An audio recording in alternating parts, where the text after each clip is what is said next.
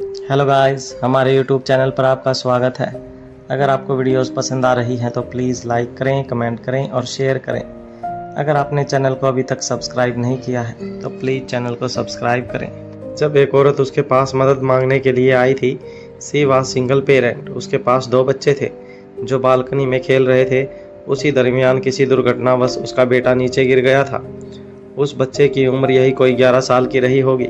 उस लेडी के पास पैसे नहीं थे, इसलिए बच्चे का फर्स्ट ट्रीटमेंट गवर्नमेंट हॉस्पिटल में हुआ था और वहीं से उसे अपने नाम के बारे में पता चला था। यह ऑपरेशन भी उन्हीं में से एक था जो आपने बिना कोई फीस के किया था। उसकी वीडियो भी अवेलेबल है। आखिर डॉक्टर अमृता गवर्नमेंट हॉस्पिटल में किसी ट्रीटमेंट के लिए पहुंची हुई थी। अनिका कहती है, अच्छी बात है, तब तो तुम इस केस को आसानी से डील कर पाओगी। मुझे तुमसे बहुत उम्मीद है। जितना जल्दी हो सके इस केस पर लग जाओ। इससे पहले कि राजलक्ष्मी आगे कुछ कह पाती, अनिका यह बड़ी जिम्मेदारी उसके कंधे पर सौंप कर रोहित मारवा के साथ वहां से चली जाती है। अनिका और रोहित कड़ी सिक्योरिटी में हॉस्पिटल से बाहर निकलते हैं। तभी गाड़ियों का काफिला उनके सामने आ जाता है। रात काफ़ी हो चुकी थी, इसलिए अनिका और रोहित फिर जेट ब्लैक गाड़ी के पैसेंजर सीट पर बैठते हैं। अनिका अपनी आंखें बंद करके अपने सिर को बैक रेस्ट पर रख लेती है और उसकी आंख भी लग जाती है। अनिका के चेहरे की तरफ देखते हुए रोहित के मन में ख्याल आता है, अनिका को कितना भी देखूं मन नहीं भरता। रोहित अनिका की तरफ यूं ही लगातार देखता रहता है और तभी उसके मन में ख्याल आता है, अब मुझे फिर से अनिका से बात करने के लिए कल का इंतज़ार करना होगा। पर कोई बात नहीं, आज का दिन अनिका के लिए कितना हैट्रिक था। पूरा दिन इधर से उधर दौड़ते हुए बहुत थक भी गई होगी। इस वक्त अनिका को सो जाना ही ठीक है। यह सब रोहित के मन में चल ही रहा था कि अनिका ने आंखें बंद किए हुए रोहित को ऐसे जवाब दिया मानो वह रोहित के मन की आवाज़ बिना बोले सुन पा रही थी। मिस्टर मारवा, चिंता मत करो, मैं चाहे कितना भी थकी हुई हूँ लेकिन अभी सोई नहीं हूँ, बस थोड़ा आराम कर रही हूँ। लगातार अनिका की तरफ देखते हुए रोहित मारवा भी अपने मन में यह सोच ही रहा था कि क्या अब अनिका उसकी आवाज़ भी सुन सकती थी। अगर सच में ऐसा है तो अच्छा है, मैं हर वक्त अनिका के बिना बोले बात कर सकता हूँ। इस ख्याल से ही रोहित के चेहरे पर बड़ी सी मुस्कान आ जाती है। तभी वह सोचता है, नहीं नहीं, यह बिल्कुल अच्छा नहीं है। अगर अनिका सबके मन की बात सुन लेगी तो ना जाने एक ही दिन में कितने लोगों की हड्डियाँ तोड़ेगी। अगले ही पल वह सोचता है, नहीं नहीं, हड्डियाँ नहीं तोड़ेगी, क्योंकि वह बदल गई है। वह अब ठंडे दिमाग से काम लेने लगी है। अगले ही पल रोहित सोचता है, मैं अनिका से ही पूछ लेता हूँ कि उसे मेरे मन की बात कैसे पता चली। इससे पहले कि रोहित अनिका से कुछ पूछ पाता, वह दोनों मारवा हाउस पहुंच जाते हैं। सिक्योरिटी गार्ड उनके लिए गाड़ी का दरवाज़ा खोलते हैं और वह दोनों मारवा हाउस को अंदर चले जाते हैं। अनिका सबसे पहले केयर टेकर से बच्चों के बारे में पूछती है। वह जवाब देती है, तीनों बच्चे अपने कमरे में सो चुके हैं और आयशा मैडम ने आपके लिए मैसेज छोड़ा है कि आप आने के बाद अच्छी तरह से आराम करें। बाकी जितने भी काम हैं कल सुबह उठकर करें। सबसे पहले अपनी सेहत का पूरी तरह से ध्यान रखें। अनिका केयर टेकर की बात सुनने के बाद अपने रूम की तरफ चली जाती है। इस वक्त अनिका सिर्फ सोने के बारे में सोच रही थी। वह फ्रेश होने के लिए चली जाती है। तभी रोहित अंदर आता है और देखता है कि अनिका फ्रेश होने के लिए जा चुकी है। रोहित अनिका की इस आदत से अच्छी तरह से वाकिफ था कि गहरी नींद में चले जाने के लिए 1 मिनट भी काफ़ी है। तभी कुछ सोचकर रोहित गेस्ट रूम की तरफ चला जाता है और फ्रेश होने के लिए वहाँ का वॉशरूम इस्तेमाल करता है।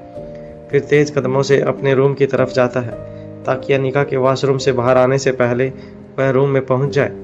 इस वक्त रोहित का दिल ज़ोरों से धड़क रहा था। जैसे ही वह अपने रूम का दरवाज़ा खोलता है तो उसकी निगाहें वॉशरूम के दरवाजे पर जाती हैं। दरवाज़ा खुला हुआ था। खुले हुए दरवाजे को देखते ही रोहित के दिल की धड़कनें जैसे रुक जाती हैं। रोहित समझ आता है कि लाख कोशिश के बाद भी आज भी वह लेट हो चुका है और अनिका सो चुकी है। फिर वह अपने मन को समझाते हुए अनिका के प्यारे से चेहरे को देखने के लिए अपनी निगाहें बेड की तरफ ले जाता है और हैरान हो जाता है, अनिका अपने बिस्तर पर नहीं थी। रोहित अंदर की तरफ आता है और अपनी निगाहें हर तरफ घुमाता है। तभी वह देखता है कि अनिका बालकनी में खड़ी अपने बालों को टॉवल से पोंछ रही थी। रोहित बालकनी के दरवाजे पर खड़ा होकर अनिका को देखने लगता है। उसे वह चेहरा चांद की पड़ती हुई रोशनी में और भी खूबसूरत लग रहा था। अनिका जैसे ही पीछे मुड़ती है, वह किसी तरह खुद को रोहित से टकराने से रोकती है। फिर कहती है, इस तरह यहाँ क्यों खड़े हो। अनिका ऐसा कहकर रोहित के साइड से होते हुए रूम के अंदर चली जाती है। अनिका ने सिर्फ एक ही कदम आगे बढ़ाया था कि रोहित ने फिर से अनिका का हाथ पकड़ लिया और सोचने लगा, इस बार अनिका क्या बहाना बनाने वाली है। आज मैं अनिका के सारे सवालों के जवाब लेकर रहूँगा। वह क्यों याददाश्त जाने का खेल खेल रही है और उसने मुझे क्यों इतना सताया भी है। ठीक एक पल के बाद रोहित को महसूस होता है कि उसका शरीर एकदम पीछे की तरफ धकेला गया है और वह दीवार से टिक गया है। इसके बाद रोहित को एहसास होता है जैसे उसके पूरे शरीर में खून का दौरा रुक गया हो और ठीक एक पल के बाद पहले से भी ज़्यादा तेज़ गति से दौड़ने लगा हो। फिर रोहित को समझ आता है कि उसे इतनी जोर का झटका इसलिए महसूस हुआ क्योंकि अनिका मुड़कर बिना कुछ कहे रोहित के गले लग जाती है। अनिका के स्पर्श को पाते ही रोहित के चेहरे पर सुकून भरी मुस्कान आती है। उसके मन के सारे सवाल पल भर में ही गायब हो जाते हैं। वह धीरे से अपनी बाहों को ऊपर की तरफ उठाता है और दोनों बाहों में अनिका को कस कर पकड़ लेता है। अनिका की आंखें बंद होती हैं और रोहित के दिल पर रोहित की ठोड़ी के ठीक नीचे और दोनों हाथ रोहित के सीने पर रखे होते हैं। रोहित ने अपना सिर हल्का सा ऊपर की तरफ उठाकर अनिका के सिर को अपने गर्दन के पास अनिका की धड़कनों को अपने धड़कनों के साथ धड़कने के लिए जगह दी थी और अपनी बाहों को और भी ज़्यादा कसकर अपनी आंखें बंद कर ली थी। दोनों लगातार कई मिनट तक इसी स्थिति में खड़े रहे। अनिका महसूस कर रही थी कि वह इस वक्त दुनिया की सबसे ज़्यादा सुरक्षित जगह पर है। रोहित की बाहों में यह दुनिया की सबसे सुकून भरी जगह है और रोहित ऐसा महसूस कर रहा था जैसे पूरी दुनिया का साम्राज्य उसकी दोनों बाहों में है। अब उसे और कुछ नहीं चाहिए। तभी ना जाने कैसे अनिका की आंखों में से आंसू बहने लगते हैं। यह कहना मुश्किल था कि यह आंसू उन तकलीफ़ों की वजह से थे जो गुजर गई हैं या मौजूद सुकून की वजह से जो इस वक्त अनिका के पास था। ठीक इसी वक्त रोहित की आंखें भी भर आती हैं और लाख रोकने की कोशिश करने के बाद भी टप टप करके दोनों आंखें टपकने लगती हैं। यह बता पाना मुश्किल था कि रोहित को इस वक्त दुनिया का साम्राज्य मिल गया था। यह उसकी खुशी में बह रही थी या रोहित की पूरी दुनिया तबाह होते होते बच गई थी। यह खुशी उसके आंखों से छलक रही थी। उसके बाद रोहित अनिका के सिर पर प्यार से हाथ फेरता है और उसका हाथ पकड़कर उसे बेड पर बिठा देता है और खुद उसके पैरों के पास वहीं बैठ जाता है। उसकी गोद में अपना सर रखकर यूं ही लेट जाता है और खामोशी बरकरार रहती है। वहाँ तो रोहित और अनिका दोनों के मन में हर पल द्वंद्व चल रहा था कि मौका मिल जाए तो दुनिया के लाखों सवाल एक दूसरे से पूछ लिए जाएं। अब जब मौका मिला तो दोनों के शब्द गायब हो गए थे। अगर कुछ बचा था तो वह थी खामोशी और एक दूसरे की वजह से सुकून। थोड़ी देर के बाद रोहित अपने चेहरे पर बड़ी सी मुस्कान लाते हुए कहता है, मुझे नहीं लगता है कि आयरन वुमन अनिका को मेरे अलावा किसी ने भी इस तरह आंसू बहाते हुए देखा होगा। अनिका से पूछते हुए कहा, क्या किसी ने देखा होगा? अनिका जवाब देती है, same question for yet mister Marwa. दोनों एक दूसरे की तरफ देखते हैं और हंस पड़ते हैं। फिर दोनों की आंखों से आंसू बह निकलते हैं और वह दोनों एक दूसरे के आंसू पोंछकर फिर से हंसने लगते हैं। फिर 1 से 2 घंटे तक यही सब चलता रहता है। कुछ घंटे पहले जिस बालकनी से चांद की चांदनी अनिका की खूबसूरती बढ़ा रही थी, अब उसी बालकनी से सूरज की लालिमा ने दस्तक दे दी थी। इस वक्त रोहित और अनिका के चेहरे की लालिमा और सूरज की लालिमा में कौन ज़्यादा खूबसूरत दिखाई दे रहा था, फैसला कर पाना बड़ा मुश्किल था। जहां मारवा हाउस में पूरी रात बिना सोए निकल गई थी क्योंकि 2 प्यार करने वाले एक दूसरे से मिल गए थे, वहीं माँ साहब के साम्राज्य में भी बिना सोए ही रात बीत गई थी क्योंकि वहाँ के 2 मुलाजिम खो गए थे। वीराने में बना हुआ यह किला ऊपर से देखने पर सिर्फ उजड़ी हुई किसी विरासत या तबाही की किसी संस्कृति की छाप छोड़ता था, लेकिन उसके अंदर जितनी गहराई में उतरते जाओ उतने राज खुलते जाते थे। दमयंती देवी सीढ़ियाँ उतरते हुए अंडरग्राउंड में बनी हुई टेक्निक से बनी रिसर्च लैब में जाती है। हर तरफ बुलेट प्रूफ मटेरियल से बने ट्रांसपेरेंट बड़े बड़े कैबिन दिखाई देते हैं जिसमें अलग अलग तरह के रिसर्च का काम हो रहा था। इन सब से गुजरते हुए वह एक बड़े रूम में पहुंचती है जहां पर बड़ी बड़ी स्क्रीन लगी हुई थी जो सैटेलाइट से कनेक्ट थी और सैटेलाइट बेस्ट एक्टिविटीज़ को ट्रेस कर रही थी, यानी कि सुपर कंप्यूटर अपडेट टेक्निक्स यहाँ पर मौजूद थी। राजस्थानी लिबास को पहनी हुई माँ साहिबा एक सोफे पर बड़ी ही गुस्से से बैठ जाती है। अपने आसपास करीब ऐसे 10 वेल ट्रेंड घूंघट-पस महिलाएं सिक्योरिटी के लिए तैनात की थी। तभी एक अन्य घूंघट-पस महिला माँ साहब के पास आकर कहती है, माँ साहब, हम अपनी पूरी ताकत लगाकर उन दोनों को ट्रेस करने की कोशिश कर चुके हैं। हमारी हर कोशिश नाकामयाब हो गई है। ना तो यह कहा जा सकता है कि दोनों ने अपनी जान दे दी है, और ना ही यह बताया जा सकता है कि वह दोनों जिंदा हैं। ऐसा पहली बार ही हुआ है जब हमारी तकनीक हमारा साथ नहीं दे रही है। हमें माफ़ करें माँ साहब। ऐसा कहकर वह औरत अपने दोनों हाथ जोड़ लेती है और डर से कांपने लगती हैं। माँ साहब कहती हैं, इस तरह डर कर क्यों रही हो? तुम सब मेरे अपनी बेटी जैसी हो। फिर उसे पास आने का इशारा करती है। उसके पास आने पर उसके सिर पर हाथ रखती है और कहती है, जो कुछ भी हो रहा है उसमें तुम्हारी कोई गलती नहीं है। जब तुम्हारी गलती नहीं, तब तुम्हें सज़ा भी नहीं मिलेगी। सज़ा उसी को मिलेगी जिसने गलती की है। और क्या पता जिनकी गलती है वह अब तक इस दुनिया में होगी भी या नहीं। अपनी ही इच्छा से उसने अपने इस मिशन के लिए अपनी जान कुर्बान कर दी, और शहीदों की सूची में और 2 नाम शामिल हो चुके हैं। शहीदों की मौत पर फिक्र नहीं करते, फ़क्र किया करते हैं। इस तरह डरा नहीं करते। तुम जहाँ खड़ी हो वो वीरांगनाओं की धरती है। ऐसी वीरांगनाओं की धरती जो उन पुरुषों से बदला लेगी जिन्होंने हमारे कोख से पैदा होकर हमें ही शर्मसार किया है। अपना हाथ उस स्त्री के सिर से हटा लेती है और खड़ी होकर दूसरी दिशा में घूमकर चलने लगती है और कहती है, वीरों की भांति काम करो। किसी भी परिस्थिति में घुटने मत टेको और सोचो जीत कैसे हासिल की जाए। जाओ जाकर रंजीत को फ़ोन मिलाओ और उसे कहो कि मेरे बेटे से कहे कि माँ साहब का आदेश है, उन दोनों को तुरंत ढूंढे। अगर कोई खतरे वाली बात दिखाई दे तो उन्हें वहीं शहादत दे दे। जी माँ साहब, कहकर वह स्त्री वहाँ से चली जाती है। यहाँ मारवा हाउस में अनिका और रोहित दोनों अपने आप को संभालते हैं। रोहित अनिका के दोनों हाथों को अपने हाथ में लेते हुए कहता है, मैं बहुत डर गया था अनिका। तुम नहीं जानती दुनिया का ऐसा कोई कोना नहीं जहाँ मैंने तुम्हें नहीं ढूंढा था। तुम नहीं जानती तुम्हारे बिना मैं पागल नहीं हुआ था तो किसी पागल से कम भी नहीं रह गया था। मैं तुम्हें किसी भी, कहीं भी, कैसे भी हालातों में खो नहीं सकता था। तुम्हारे बिना मेरी ज़िंदगी के ना तो कोई मायने हैं और ना ही मैं ज़िंदगी इमेजिन कर सकता हूँ। फिर मुस्कुराकर कहता है, मैं तुमसे प्यार करता हूँ। यह तो मैं पिछले कई सालों से जानता हूँ, लेकिन इतना ज़्यादा अब पता चला है।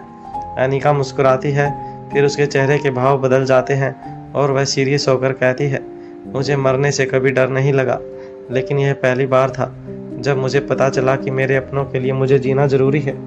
रोहित अनिका से कहता है, अब मुझे सब कुछ, मतलब हर एक छोटी से छोटी बात डिटेल्स में जाननी है। कौन है वह दुश्मन जिसकी इतनी हिम्मत हुई कि मेरे अनिका तक उसके हाथ पहुंच सके? अनिका कहती है, मिस्टर मारवा, तुम्हें परेशान होने की कोई ज़रूरत नहीं है। उन दुश्मनों का क्या करना है मैं खुद देख लूँगी। मैं चाहती हूँ कि तुम फिर से पहले की तरह अपने बिजनेस पर ध्यान दो। ऐसी छोटी मोटी लड़ाइयों को मुझ पर छोड़ दो। ऐसा कहने के बाद अनिका घड़ी की तरफ देखती है। रोहित मारवा चिंता भरी आवाज़ में कहता है, छोटी मोटी लड़ाई तुम्हारी जान जा सकती थी। उन्होंने तुम्हें जो घाव दिए थे वह जानलेवा थे। मतलब उन्होंने तुम्हें मारने की कोशिश की थी। तुम किसी तरह से वहाँ से वक्त रहते बाहर निकल आई थी और तुम्हारी जान बच गई थी। या फिर यूँ कहूँ कि किसी ने तुम्हें वहाँ से निकालने में तुम्हारी मदद की और तुम्हारी जान बचाई थी। कुछ पल चुप रहने के बाद रोहित मारवा अपने चेहरे पर मुस्कुराहट लाते हुए कहता है, ठीक है, अगर दुश्मनों के बारे में नहीं बताना चाहती हो तो कम से कम दोस्त के बारे में ही बता दो, जिसका मैं शुक्रिया अदा कर सकूं, जिसकी वजह से मैं और मेरे बच्चे अनाथ नहीं हुए। अनिका रोहित मारवा की बात सुनकर मुस्कुराने लगती है और जवाब देती है, मैं अपने बिजी पति का काम नहीं बढ़ाना चाहती। रोहित के करीब आकर उसके दोनों कंधों पर हाथ रखते हुए अनिका ने कहा, वैसे भी फिलहाल इन मजबूत कंधों पर डबल जिम्मेदारी है। रोहित मारवा सवाल भरी निगाहों से अनिका को देखता है। अनिका जवाब देती है, एक मारवा इंडस्ट्रीज और दूसरी गुरेरिया ग्रुप ऑफ कंपनी। रोहित मारवा है, अनिका, जब तक तुम मेरी ज़िंदगी में आई नहीं थी तब तक मैं पावरफुल था। जब से तुम मेरी ज़िंदगी में आई हो तब से मैं मोस्ट पावरफुल बना हूँ। लेकिन जब तुम मेरे पास नहीं थी और जब मेरे पास होकर भी मेरे साथ नहीं थी, तब मुझसे ज़्यादा कमज़ोर कोई नहीं था। अब जब तुम मेरे साथ हो तो वही होगा जो तुम चाहती हो। अनिका कहती है, mister Rohit Marwa, the business tycoon, कि ऐसी वापसी होनी चाहिए कि तमाम बिजनेस रावली में जितने भी रोहित मारवा की इस कंडीशन को अपॉर्चुनिटी के रूप में देख रहे हैं, उनकी ऐसी कमर टूटे कि दोबारा उठ भी ना पाए। इस मुश्किल वक्त में जो साथ खड़ा रहा उसे ऊपर उठा लो, और जो खिलाफ हुआ था उसका खात्मा बिल्कुल रोहित मारवा स्टाइल में करो, ताकि सबको एहसास हो जाए the business tycoon is back. मैं अभी दुश्मनों के बारे में बात नहीं कर रही हूँ, लेकिन मैं उनके बारे में तुम्हें सब कुछ बताऊंगी। बस तुम्हें थोड़ा सा इंतज़ार करना होगा। अभी कुछ इंतजाम करने बहुत बाकी हैं, उसके बाद फुर्सत से बैठकर बातें करेंगे। कुछ पल रुक कर अनिका आगे कहती है, पर दोस्त के बारे में कुछ मत पूछो, मैं उसके बारे में कुछ नहीं बता सकती। पता नहीं कभी सही वक्त आएगा या नहीं जब मैं उसके बारे में तुम्हें कुछ बता पाऊँ। रोहित मारवा अनिका से कहता है, वह दोस्त कौन हो सकता है? मुझे इसका कुछ अंदाज़ा है।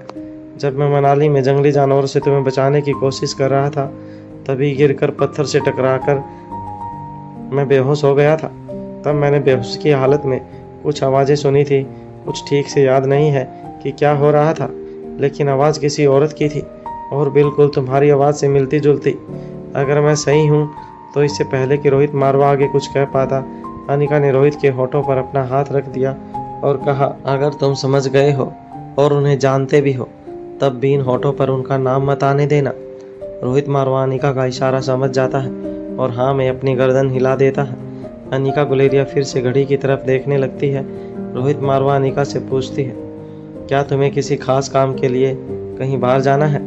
अनिका अपनी गर्दन ना में हिलाते हुए कहती है, नहीं, मुझे कहीं नहीं जाना, लेकिन किसी खास का इंतज़ार ज़रूर है, और वह कुछ ही देर में यहाँ तुम्हारी आंखों के सामने होगी। रोहित मारवा कहता है, होगी मतलब? अनिका कहती है, मतलब हमारी सिक्योरिटी, याद है ना, फीमेल सिक्योरिटी को बढ़ाना है। रोहित मारवा कहता है, यह काम अब दिल कर लेगा? अनिका कहती है, हाँ मुझे पता है, लेकिन फिर भी कोई खास मल्टी टैलेंटेड और हमारी ज़रूरत के हिसाब से, इसके अलावा मेरे दिल के करीब और भरोसेमंद भी। रोहित मारवा कहता है, अच्छा ऐसा बात है? अनिका कहती है, हाँ बिल्कुल ऐसी ही बात है। कुछ सोचकर रोहित मारवा कहता है, क्या दुश्मन इतना ताकतवर है कि अनिका को घर में भी सिक्योरिटी की ज़रूरत पड़ रही है? अनिका जवाब देती है, हाँ, अगर हमारे दुश्मन की ताकत की बात की जाए तो वह इतना ताकतवर है कि आमने सामने से दो हाथ होने पर हमारी सिक्योरिटी टीम 2 मिनट भी नहीं टिक पाएगी। हमें ना सिर्फ अपनी सिक्योरिटी टीम को ट्रेनिंग देनी होगी, बल्कि हम दोनों को भी अपनी पावर्स बढ़ानी होगी, तभी हम अपने परिवार की सुरक्षा कर पाएंगे। दुश्मन की निगाह सिर्फ हम पर नहीं, हमारे अपनों पर भी टिकी हुई है। रोहित मारवा हैरान होते हुए पूछता है, तब फिर यह इंतजाम क्यों? अनिका जवाब देती है, मिस्टर मारवा, शायद आप भूल गए हैं, अनिका की याददाश्त चली गई है। अब जब वह अपने दोस्तों को नहीं पहचानती है तो भला दुश्मनों को कैसे पहचानेगी? जिन्हें पहचानती नहीं, उन दुश्मनों की ताकत के बारे में कैसे जानती होगी? अब ना वह लड़ सकती है, ना मरीजों की ट्रीटमेंट दे सकती है, और वैसे भी यह सब इंतज़ाम मैं नहीं कर रही हूँ, बल्कि रोहित अपनी वाइफ अनिका गुलेरिया के लिए यह सब कर रहा है। रोहित मारवा अनिका का इशारा समझ जाता है कि यह नाटक दुनिया के आगे जारी रखना है, कि अनिका अपनी पूरी ज़िंदगी को भूल चुकी है। रोहित मारवा पूछता है, क्या कोई और भी ऐसा है जो यह राज जानता है? अनिका जवाब देती है, हाँ, एक दोस्त है जिसके बारे में हम कभी नहीं बात कर सकते, दूसरा वह जिससे हम अभी मिलने वाले हैं। रोहित मारवा इस नए सरप्राइज के लिए एक्साइटेड था कि इतने ही उनके दरवाजे पर नॉक करने की आवाज़ आती है, और फिर बाहर से ही आवाज़ आती है, मैडम आपसे मिलने के लिए कोई आया है, क्या आप इस वक्त उनसे मिलेंगे या मैं उन्हें मना कर दूं? अनिका अंदर से ही जवाब देती है, उन्हें नीचे लिविंग हॉल में बैठा, मैं अभी 10 मिनट में आती हूँ। अनिका रोहित मारवा से कहती है, are you ready for this surprise Rohit Marwa? Rohit Marwa कहता है, हाँ, इस सरप्राइज से मैं मिलना चाहता हूँ, लेकिन एक आखिरी सवाल। अनिका रोहित मारवा की तरफ देखती है और उसके सवाल का इंतज़ार करती है। रोहित मारवा कहता है, बस इतना बता दो कि तुम्हारी याददाश्त गई तो गई कैसे? क्या उन दवाइयों का असर था जो तुम्हें बचाने के लिए दी गई थी, या उस जहर का जिसका इस्तेमाल तुम्हें मारने के लिए किया गया था, या तुम्हारे सिर पर किसी तरह की चोट लगी थी? कुछ सेकंड रोक कर रोहित कहता है, अब यह मत कहना कि तुम्हारी याददाश्त कभी गई ही नहीं थी। अनिका जवाब देती है, इसमें से एक भी बात मेरी याददाश्त के बारे में सही नहीं है। मेरी याददाश्त गई नहीं थी, मेरी याददाश्त को ले लिया गया था। रोहित मारवा अनिका का जवाब सुनकर हैरान रह जाता है। अनिका रोहित मारवा की हैरानी और उसके मन के सवाल को समझकर जवाब देती है, दुश्मनों को मुझसे पावर ड्रग चाहिए। अगर मेरी याददाश्त ही नहीं होगी तो मैं दुश्मनों के किसी काम की नहीं, इसलिए ताकि मैं जिंदा रह सकूं, मुझसे मेरी याददाश्त ले ली गई थी। रोहित मारवा कहता है, किसने? मुझे बताओ अनिका, किसने ली तुम्हारी याददाश्त? अनिका जवाब देती है, उसी ने जिसने मुझे बचाया, जिसकी किसी भी शर्त पर मुझे जिंदा रखने की ख्वाहिश है। रोहित मारवा अनिका का इशारा समझ जाता है और लंबी गहरी सांस लेकर खामोश हो जाता है। अनिका रोहित मारवा से कहती है, चलो अब जल्दी से अपना चेहरा ठीक करो, फिर नीचे चलते हैं। रोहित मारवा अनिका को जवाब देता है, सेम टू यू, तुम्हें भी एक बार मिरर में अपना फेस देख लेना चाहिए। सच कहूँ तो इस वक्त तो तुम पहले से भी ज़्यादा खूबसूरत दिखाई दे रही हो। तुम्हारे लाल नाक, लाल गाल और लाल लाल आंखें कहकर दोनों हंसने पड़ते हैं और फिर दोनों फ्रेश होकर रूम से बाहर जाने लगते हैं। तभी कुछ सोचकर अनिका रुक जाती है और रोहित की तरफ मुड़कर कहती है, जरा सोचो मिस्टर मारवा, अगर उन्हें यह पता होता कि मेरे अलावा उस पावर ड्रग का राज और कौन जानता है, तो उस राजदार की याददाश्त के साथ भी क्या हो सकता था। अनिका ने यह बात हंसकर मजाक में कही थी, लेकिन इस मजाक का सच इतना भयावह था कि पल भर के लिए रोहित मारवा को ऐसा लगा जैसे उसका दिमाग सुन्न हो गया हो और पैरों तले से ज़मीन खिसक गई हो। अनिका अपनी बात कह कह कर बाहर की तरफ जाने लगी। इससे पहले कि अनिका रूम से बाहर निकल पाती, रोहित मारवा ने अनिका का हाथ पकड़ लिया था और उसे अपनी तरफ खींचते हुए कहा, मैं किसी भी कीमत पर तुम्हें भुलाना नहीं चाहता। मैं अपनी ज़िंदगी की सबसे खूबसूरत हकीकत को कभी नहीं भूलना चाहता। अनिका रोहित मारवा की आंखों में बेचैनी देखकर मुस्कुराती है और फिर रोहित का हाथ पकड़कर रूम से बाहर निकल जाती है। अनिका रोहित का बेडरूम फर्स्ट फ्लोर पर बना हुआ था और लिविंग हॉल ग्राउंड फ्लोर पर था। रोहित मारवा अनिका के लिए कुछ और, बाकी दुनिया के लिए कुछ और ही था। अपने शूट बिजनेसमैन के एटीट्यूड के साथ वह अनिका को लेकर सीढ़ियां उतरने लगता है। तभी उसकी तेज निगाहें सोफे पर बैठी हुई ब्लैक कलर में फॉर्मल बियर की हुई लड़की की हाई हील्स दिखाई देती हैं। अनिका और रोहित मारवा के पैरों की आहट सुनकर वह लड़की अपनी जगह से उठ खड़ी होती है और अनिका की तरफ आगे बढ़ती है। जैसे ही अनिका और रोहित मारवा नीचे पहुंचते हैं, beautiful and attractive 5 foot 6 inch height, tight hair colour, fair के साथ जाना पहचाना चेहरे को इग्नोर करते हुए रोहित मारवा सीधा जाकर रिसाइकल चेयर पर बैठ जाता है और वहां ट्रे में टेबल पर रखी हुई न्यूज़पेपर्स को देखने लगता है। रोहित मारवा की निगाहें न्यूज़पेपर में थी, लेकिन दिमाग में वह सब उस चेहरे को पहचानने की कोशिश कर रहा था। इतने में वह फाइटर एंड कॉन्फिडेंट लुक देने वाली लड़की कसकर अनिका को गले लग जाती है और कहती है, अब आप कैसी हो दीदी, मैंने आपको बहुत मिस किया। जैसे ही आवाज़ रोहित मारवा के कानों में पड़ती है, रोहित के दिमाग में वह नाम क्लिक करता है जिसे अभी अनिका प्रीति कहकर बुलाती है। अब मैं एकदम अच्छी हूँ, तुम बताओ तुम कैसी हो प्रीति, और ओंकार कैसा है। दरअसल रोहित मारवा की पर्सनालिटी ऐसी थी कि प्रीति जैसी कॉन्फिडेंट लड़की भी जीजा साली का रिश्ता होने के बाद भी खुद पहले से रोहित मारवा से बात करने की हिम्मत नहीं कर सकती थी। वहीं दूसरी तरफ रोहित मारवा की आंखों में 5 साल पहले प्रीति की छवि तैरने लगती है। मनाली से आई हुई एक सीधी सादी सूट सलवार पहनने वाली शर्मीली, स्पेस कैरी करती हुई, चश्मा पहनने वाली पढ़ाकू लड़की। रोहित ने उसके बाद प्रीति को आज देखा था। उसका पूरा रंग ढंग सब कुछ बदल चुका था। दरअसल प्रीति रिश्ते में अनिका की कजिन थी, जो मनाली से दिल्ली डॉक्टरों की पढ़ाई करने के लिए आई थी। काफ़ी समय बीतने के बाद भी प्रीति के कॉन्फिडेंस में कोई बढ़ोतरी नहीं हुई थी। उससे आए दिन लोग टांग खिंचाई करते थे या किसी छोटी मोटी कॉन्फ्रेंसिंग का शिकार होना पड़ता था, तो उसे 3 मौके पर खुद डॉक्टर अमृता को प्रीति के लिए स्टैंड लेना पड़ता था। क्योंकि प्रीति डॉक्टर अमृता की स्टूडेंट भी थी, तब डॉक्टर अमृता ने खुद प्रीति में इस चेंज को लाने में मदद की थी। प्रीति की सुरक्षा के लिए उसे बलबीर सर की अकादमी से मार्शल आर्ट में ट्रेनिंग करवाया और पर्सनालिटी डेवलपमेंट कोर्स के थ्रू उनकी पर्सनालिटी को इम्प्रूव भी किया। प्रीति हमेशा से अच्छी तरह से लर्नर भी थी, इसलिए इस बार भी उसने बहुत अच्छा परफॉर्म किया था। आज प्रीति यहाँ अनिका की सिक्योरिटी टीम के हेड तौर पर ज्वाइन करने के लिए मौजूद थी। इतना ही नहीं, वह एक बेहतरीन डॉक्टर भी बन चुकी थी, जो पिछले कई सालों से अपनी पढ़ाई के साथ साथ लगातार अपने रिसर्च वर्क में हेल्पिंग हेड बनकर काम कर रही थी। अनिका ने रोहित मारवा को इन सब बातों की कोई खबर नहीं होने दी थी। अनिका की बहन होने के बाद भी प्रीति अनिका को व्यवहार में टीचर या बॉस की तरह रिस्पेक्ट करती थी और मन से बड़ी बहन की तरह प्यार भी करती थी। अनिका का सवाल सुनकर प्रीति का चेहरा शर्म से लाल हो जाता है, लेकिन उसके खड़े होने के एटीट्यूड से उसका झलकता हुआ कॉन्फिडेंस उसके चेहरे के एक्सप्रेशंस को छुपा लेता है। प्रीति जवाब देती है, मैं एकदम अच्छी हूँ। अब आप बताइए, मुझे किस खास काम के लिए बुलाया गया है? Preeti is reporting. Madam Anika. Anika अपनी निगाहें अपने आसपास घुमाती है और कहती है, यही नहीं, मेरे साथ गेस्ट रूम में चलो। यहाँ अनिका और प्रीति सिक्योरिटी को मजबूत करने के लिए डिस्कशन करने लगते हैं। वहीं दूसरी तरफ दमयंती देवी का बेटा योगराज मारवा हाउस की सिक्योरिटी को तोड़कर खोए हुए दोनों मुलाजिमों को खोज निकालने की प्लानिंग कर रहा होता है। योगराज अपने एक आदमी को कॉल करता है और कहता है, रंजीत चौधरी को कॉल करो और मेरी बात करवाओ।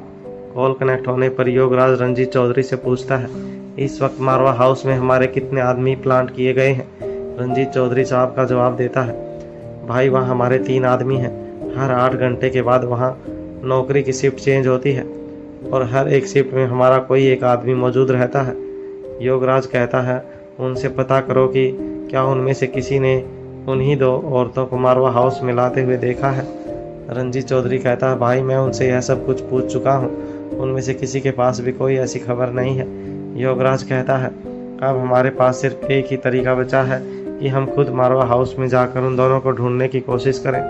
रंजीत चौधरी कहता है, लेकिन भाई मारवा हाउस की सिक्योरिटी को तोड़ना मुमकिन नहीं है।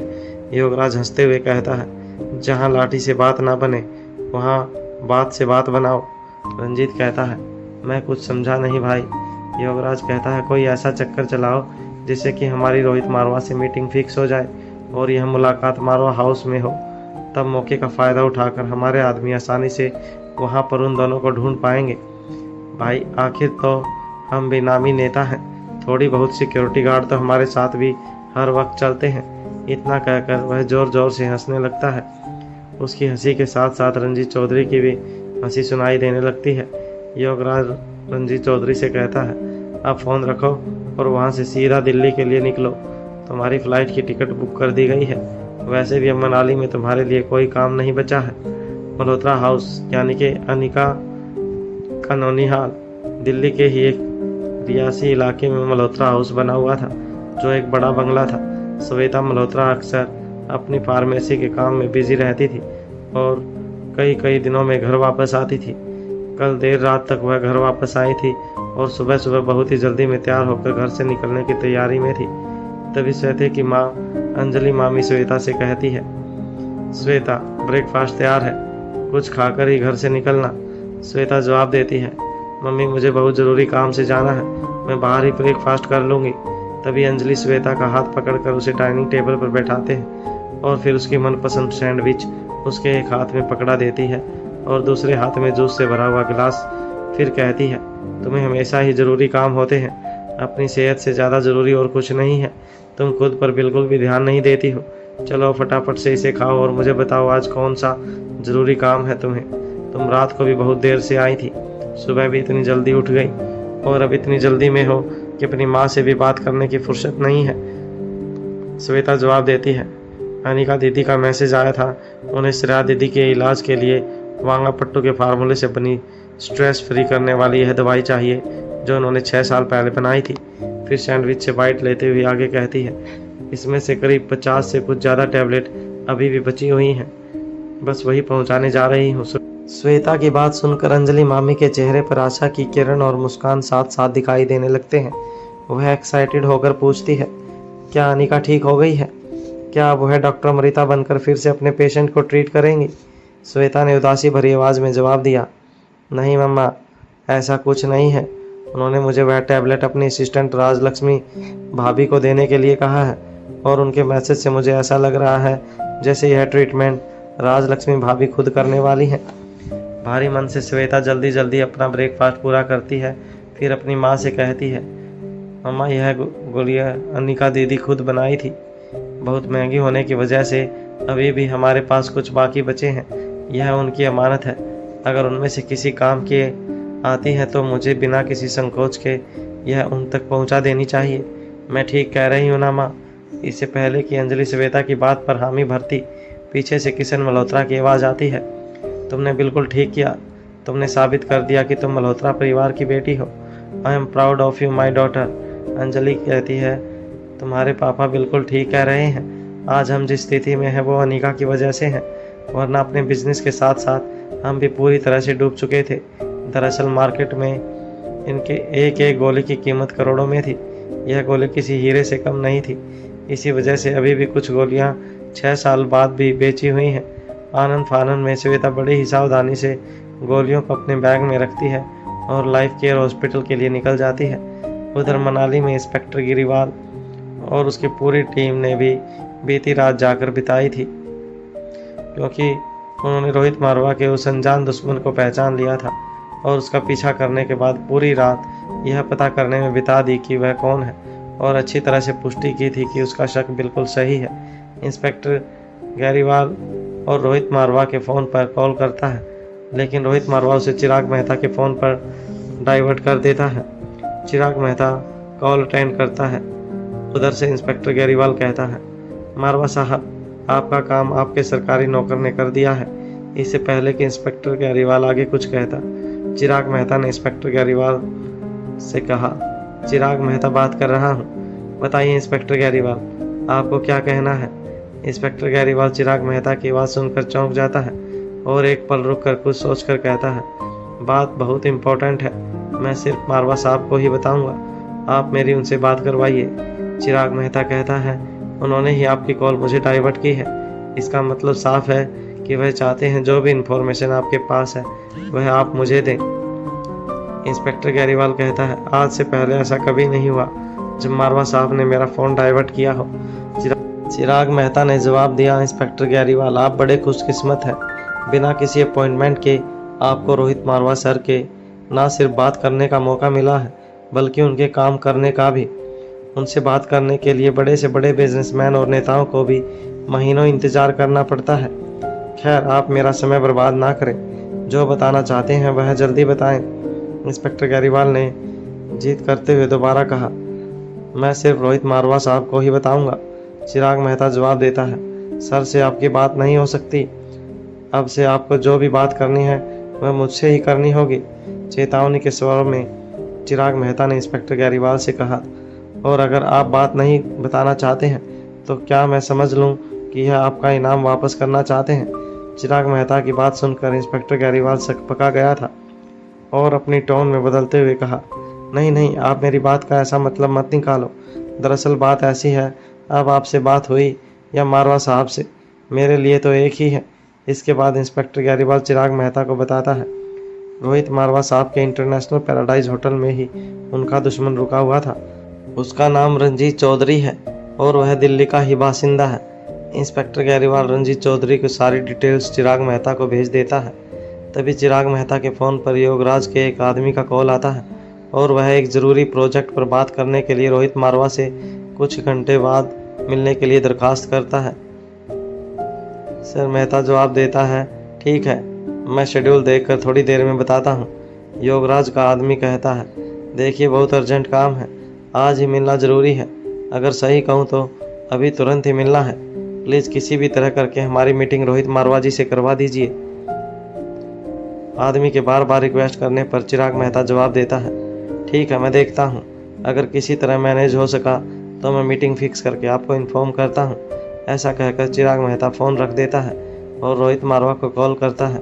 चिराग मेहता कहता है, सर, 2 इम्पोर्टेंट इन्फॉर्मेशन है, और उसके बाद वह इंस्पेक्टर गैरीवाल की दी हुई इन्फॉर्मेशन और डिटेल्स डिस्कस करके योगराज की रोहित मारवा से तुरंत मिलने की कोशिश के बारे में बता देता है।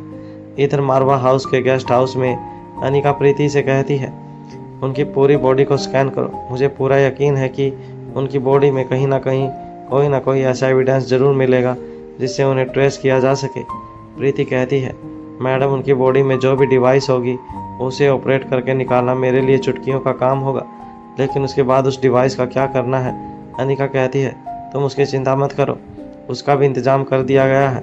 तुमने अपने काम में हेल्प के लिए एक बेहतरीन सॉफ्टवेयर एक्सेस मिल जाएगा। बस कुछ ही घंटे की बात है, वह भी यहाँ पहुँचता ही होगा। अब तक तुम अपना काम ख़त्म करोगी और उसके काम की बारी शुरू होगी, तब तक वह तुम तक पहुँच जाएगा।